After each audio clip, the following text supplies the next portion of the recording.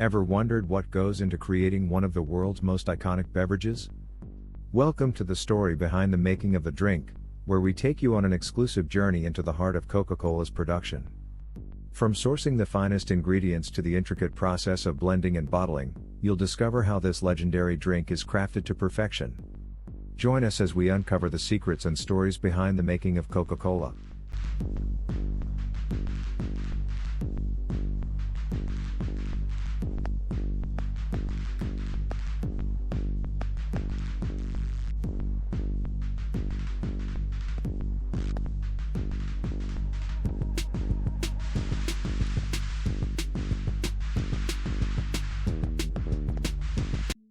Coca-Cola. How quickly do people consume Coca-Cola? According to statistics, it's about 8,400 servings per second. Despite its widespread popularity, only a few people know the exact recipe for this famous soft drink. Much like Heinz has its secret ketchup recipe and KFC has its 11 secret herbs and spices, the Coca-Cola company keeps its soda formula under wraps. Although the ingredients are listed on the label, attempts to replicate the drink often fall short. Coca-Cola production starts with water, which must be distilled. After several steps, the water goes to the syrup cooking area, where it is combined with sugar and a secret ingredient, the concentrate that gives the drink its unique taste. This concentrate is made in just 5 of Coca-Cola's factories worldwide, the others focus on bottling. It's known that the concentrate uses corn syrup or sugar and contains dye, orthophosphoric acid, caffeine, and flavorings. The final stages include carbonation and bottling, completing the production process.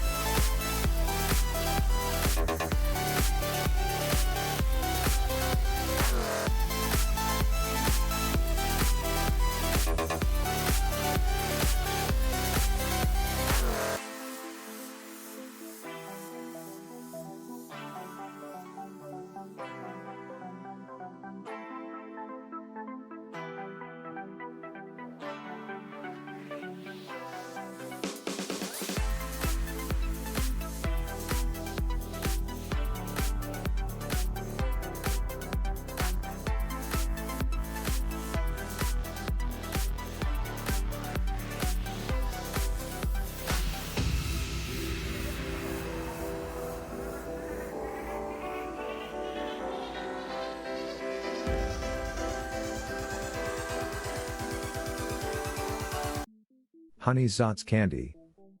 We could mention that caramel was first referenced over 3,000 years ago in Greece and China, but let's cut to the chase. Specifically, let's focus on how caramel is manufactured on production lines. Caramel makers usually start with starch, molasses, or invert sugar syrup as the base. They then add water, sugar, coloring, flavoring, and other components to the mix. The resulting mixture is boiled down to the correct consistency and then cooled to about 85 degrees Celsius to shape it into familiar hard candies. Once the mixture has cooled to room temperature, the candy is ready to be packaged and distributed. From there, the caramel is first sent to warehouses and then to retail stores.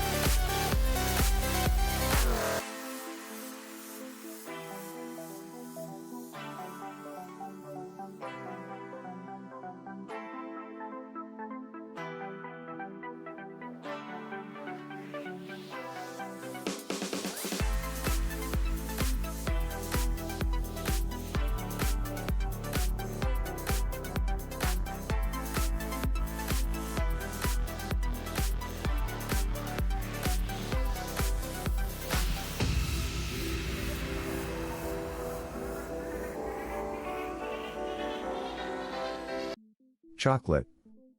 The United States, China and Germany were the top 3 countries that consumed the most chocolate in 2020. Together, these countries accounted for 32% of global chocolate consumption, equaling 11.2 million tons.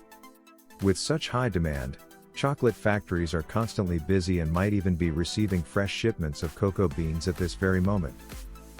The production process starts with sorting and roasting the cocoa beans to remove their shells, then grinding them into a paste. This paste goes into the oven, where the ground beans release their oil at around 40 degrees Celsius. The paste is then combined with sugar and other ingredients like nuts and berries. If there's not enough oil, additional cocoa butter is added. The mixture is then stirred continuously for about 3 days to enhance flavor. Once the chocolate is ready, it's poured into molds, and the packers get to work. The aluminum foil used to wrap the chocolate not only prevents it from absorbing other odors but also helps to keep it cool during transport and storage.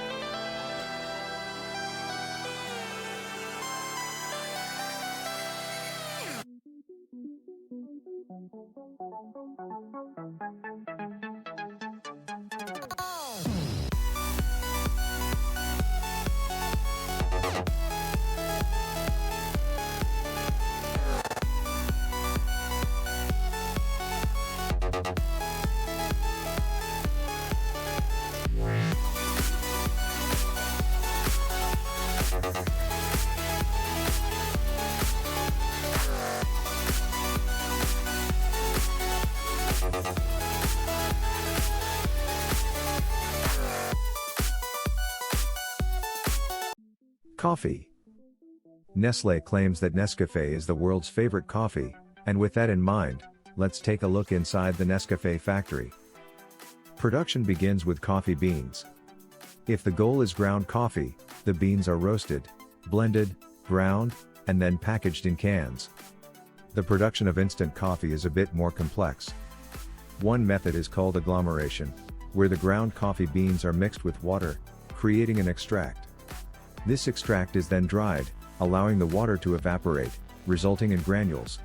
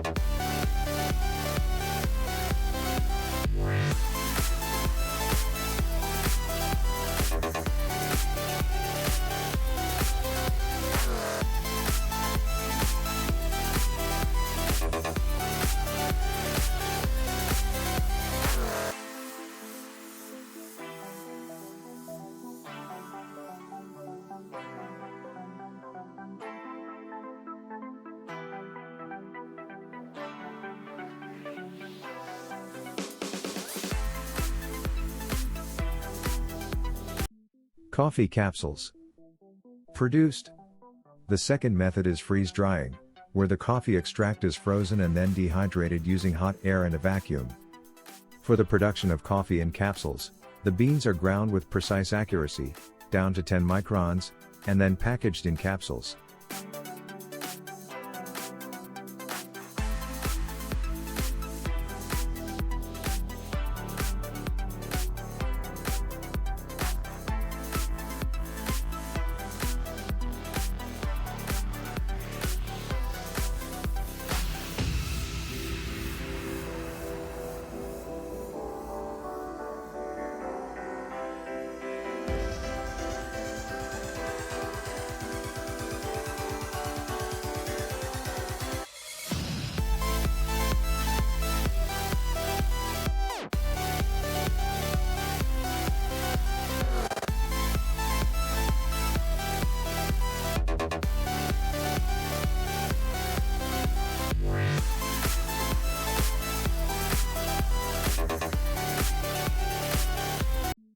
Choco-Pie. Let's impress those with a sweet tooth. Choco-Pie was originally created by a South Korean company and has since gained popularity across many countries. In 44 years, Choco-Pie sales have reached a staggering $4.6 billion. Despite its success, the Choco-Pie is a relatively simple treat. It consists of a layer of marshmallow sandwiched between two layers of cake, and sometimes a filling is added, which can be quite unique, like condensed milk with poppy seeds. The entire confection is then coated in chocolate. The task of Choco-Pie factories is to quickly assemble these sandwiches in the proper order. First, cakes are baked with massive machines that can produce rows of, say, 24 pieces. The cakes are then combined with the marshmallow filling, glazed with chocolate, cooled, and packaged. Interestingly, the internet is brimming with homemade Choco-Pie recipes. Perhaps this is a great opportunity to dive into the world of baking.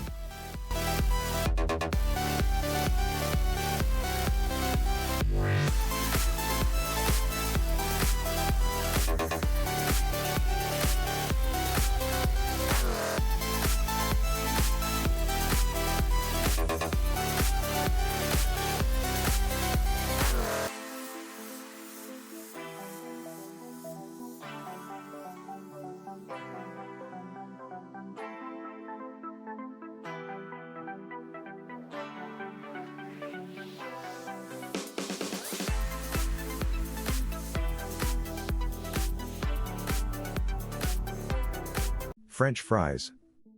Like with potato chips, the production of French fries starts with washing and peeling potatoes, which are then sliced in rotating drums. However, that's not the whole story. According to the Daily Mirror, McDonald's slices are dipped in dextrose, a natural sweetener, which is one of the secrets behind the fries' appealing golden color when fried.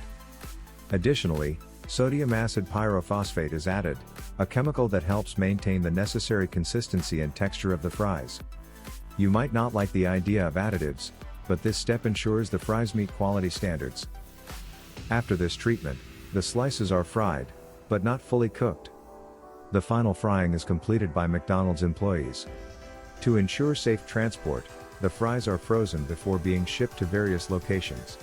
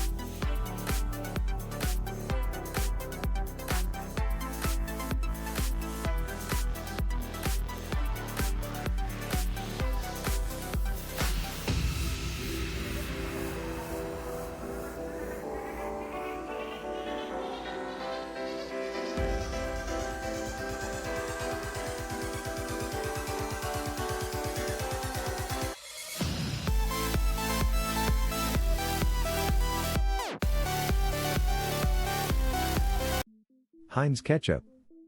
Scientists have long studied why some foods taste better to us than others, and they've discovered that the secret lies in the 5 basic tastes: sour, bitter, sweet, salty, and umami, which is the taste of protein-rich foods. The more of these flavors a product has, the more pleasing it is to our palate. Interestingly, one of the few products that encompasses all these flavors at once is ketchup.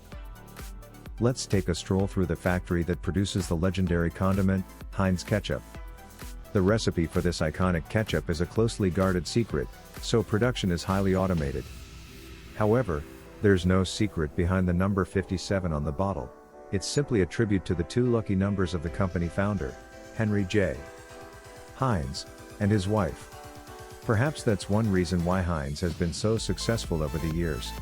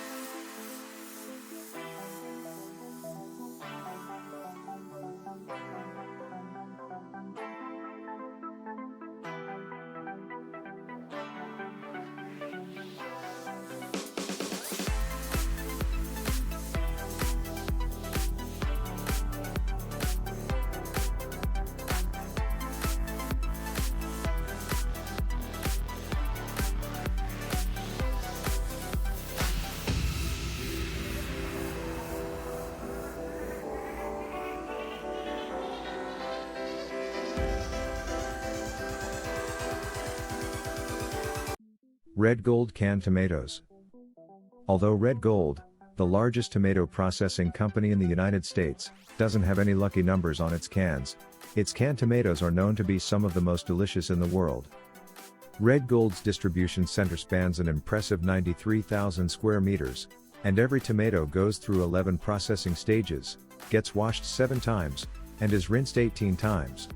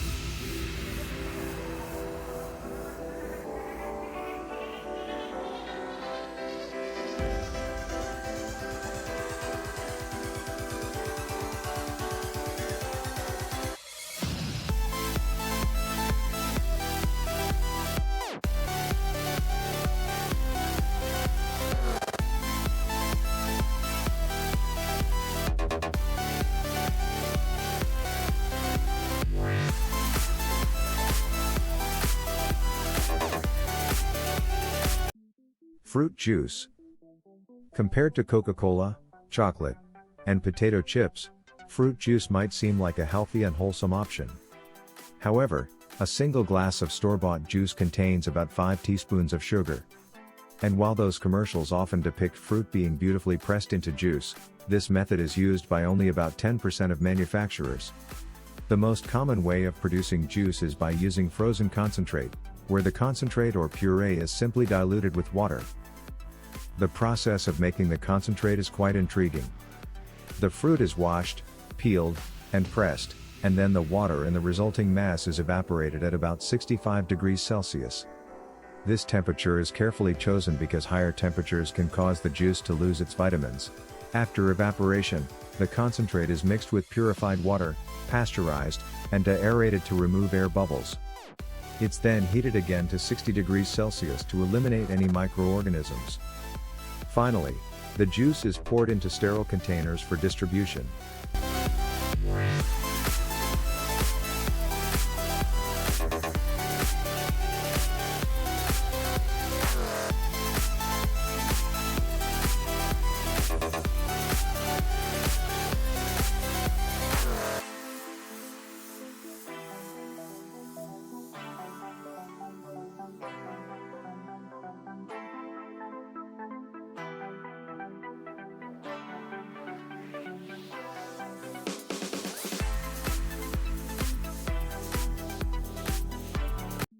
Pocky Sticks. The name Pocky is derived from the Japanese word poki, which refers to the characteristic cracking sound the sticks make when they break. The first Pocky Sticks were coated in chocolate, but later on, other flavors like strawberry and coconut were added. Since Pocky Sticks are technically a type of cookie, the most critical step in production is the preparation of the dough. A specialized machine cuts the dough into long, spaghetti-like strips, which are then baked and cut to size. According to internet experts, a standard Pocky stick should measure 15.8 centimeters in length. Once the sticks are prepared, they're glazed and then packaged for distribution.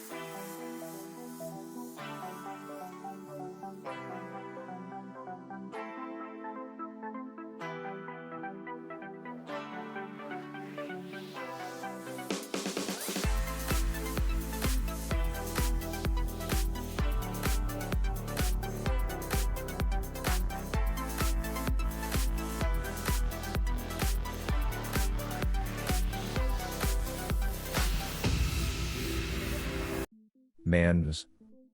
Did you know that the M&Ms brand will temporarily remove its iconic yellow and red spokes candies from its advertisements? According to the Wall Street Journal, these characters will only appear on social media for a while. However, the production process for the famous candy remains unchanged. Let's explore how M&Ms are made. It all starts with mixing the ingredients to create a liquid chocolate mass. The mixture is then sent through a cooling tunnel, where it begins to take shape, resembling M&Ms but without the colored coating. The colored coating, applied in the next phase, ensures the candy doesn't melt from heat. Interestingly, red M&Ms were banned in 1976 because they contained a harmful dye, and it took 10 years for them to return. For fans of nut-flavored M&Ms, it's worth noting that roasted peanuts are coated in 3 layers of chocolate. By the way, speaking of M&Ms,